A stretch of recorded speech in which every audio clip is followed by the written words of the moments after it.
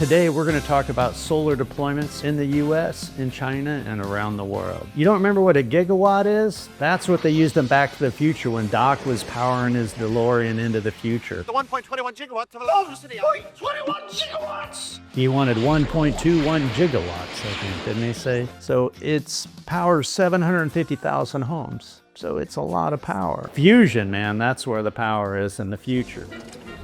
I need fuel. But right now we have fusion on the sun, coming here to Earth, collecting it with solar. We're rewiring the electrical infrastructure of the world, one solar panel at a time. This is an amazing time in history where we're making huge changes to go to renewable energies. Over 600 gigawatts of renewable energy were deployed last year in 2024. 450 of that was solar. So solar's about 80% of the deployments and growing.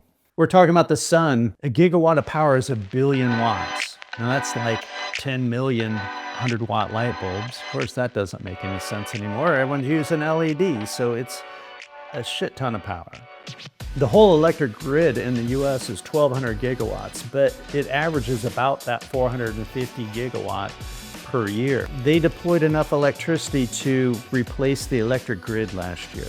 China, Pakistan is deploying like 10 gigawatts just the first quarter of 2025. That's ramping up these solar production.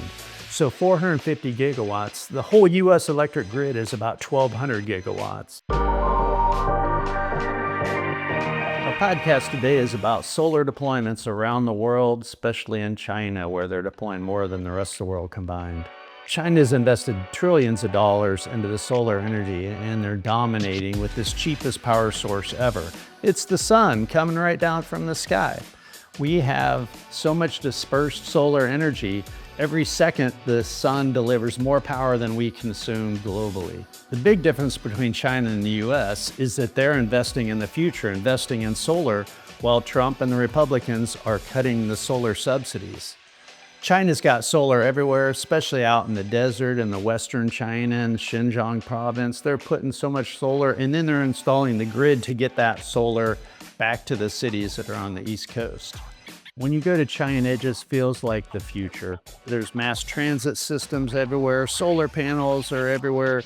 They have technology deployed that we don't even have here in the US. China has to import a lot of oil, so they're trying to stop that dependence, and they're going to do it with solar. That's why they're deploying so much.